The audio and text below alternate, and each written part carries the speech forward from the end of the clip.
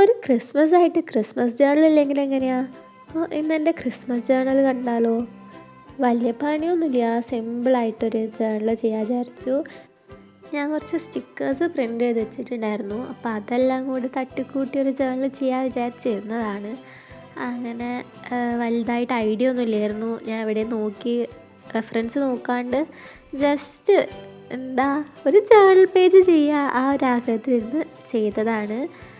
അപ്പോൾ ഞാനത് ഇങ്ങനെ കുറേ സ്റ്റിക്കേഴ്സ് പ്രിൻ്റ് ചെയ്തിട്ട് ഒരു ബോക്സിലാക്കി വെച്ചിട്ടുണ്ട്. പിന്നെ ജേർണൽ കിറ്റിൽ നിന്ന് കിട്ടിയ സ്റ്റിക്കേഴ്സൊക്കെ അങ്ങനെ ഒരു ബോക്സിലാക്കി വെച്ചതാണ്.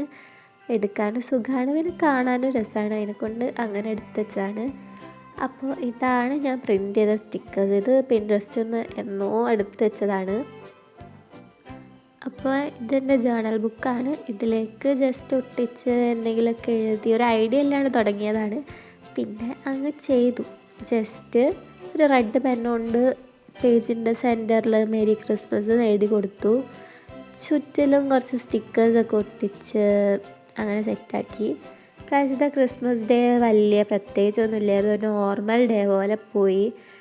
ജസ്റ്റ് ക്രിസ്മസ് ട്രീ വെച്ചു, കുറച്ച് ഡെക്കറേറ്റ് ചെയ്തു, അത്ര തന്നെ ഇപ്രാവശ്യം ചെയ്തുള്ളൂ. എൻ്റെ ഫേവറേറ്റ് ആയിട്ടുള്ള മന്താണ് ഡിസംബർ. കുറേ പേർക്ക് അങ്ങനെയാണ് തോന്നില്ലേ? എനിക്കും ഭയങ്കര ഇഷ്ടമായിട്ടുള്ളൊരു മന്താണ്. തണുപ്പും ക്രിസ്മസും ലൈറ്റും ഒക്കെ കൂടെ ആയിട്ട്. അതേപോലെ ന്യൂ ഇയർ വരാൻ പോവാണ്. അപ്പോൾ ഞാൻ വിചാരിച്ചാൽ എന്തായാലും ഒരു ജേർണൽ പേജ് ചെയ്യാമെന്ന്. ഇനിയിപ്പോൾ ന്യൂ ഇയർ ആകുമ്പോഴത്തേക്ക് ന്യൂ ഇയർ പ്രിപ്പൊക്കെ ചെയ്യണം എന്നുണ്ട്. അതേപോലെ അങ്ങനെ കുറച്ച് കാര്യങ്ങളൊക്കെ ആഗ്രഹിക്കുന്നുണ്ട്, നടക്കുക അറിയില്ല. സോ എന്തായാലും ഞാനിങ്ങനെ ഓരോ കട്ട് ചെയ്തെടുക്കുന്നത് ഭയങ്കര സാറ്റിസ്ഫാക്ഷനാണ്. പക്ഷെ മടിയാണ് എനിക്കിതൊക്കെ ചെയ്യാൻ വേണ്ടിയിട്ട്. എന്തായാലും ഇങ്ങനെ കോൺസെൻട്രേറ്റ് ചെയ്തത് ചെയ്യാൻ ഇരുന്ന് കഴിഞ്ഞാൽ ഞാൻ ഇരിക്കും. ഇല്ലെങ്കിൽ ഈ ജേർണൽ ബുക്ക് ഞാൻ തുറന്ന് നോക്കൽ പോലില്ല. പക്ഷേ ഈ ബുക്കിൽ ഞാൻ ആകെ 7 പേജ് ഉണ്ട് ബാക്കിയുള്ളൂ. അതെനിക്ക് ഈ വർഷം തീരുന്നതിന് മുന്നേ അത് കംപ്ലീറ്റ് ആക്കണം.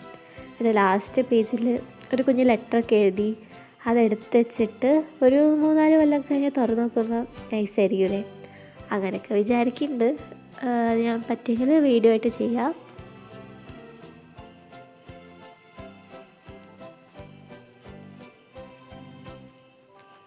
അപ്പോൾ ഞാൻ ഈ സാൻഡേനെ ആ പേജിൻ്റെ താഴെയായിട്ട് ഒട്ടിച്ചു കൊടുക്കാൻ വിചാരിച്ചു.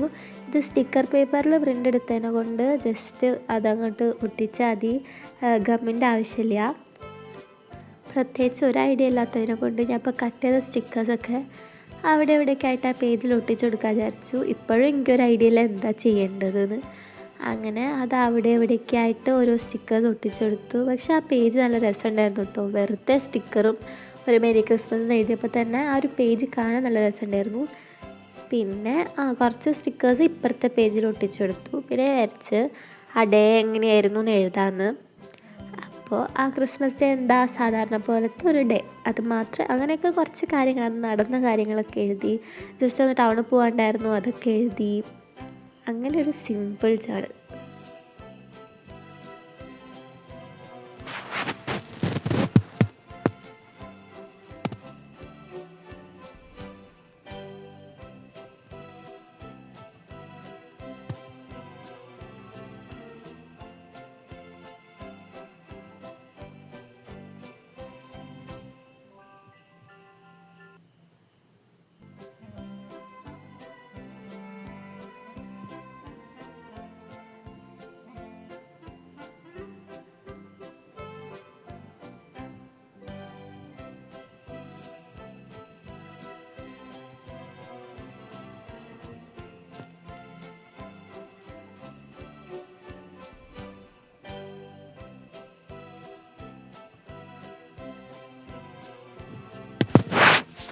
അങ്ങനെ ഈ വർഷത്തെ ക്രിസ്മസിൻ്റെ ഡേറ്റ് വരുന്നതിന് പ്രത്യേകത ഉണ്ട്. ഞാൻ കുറേ റീലൊക്കെ കണ്ടു.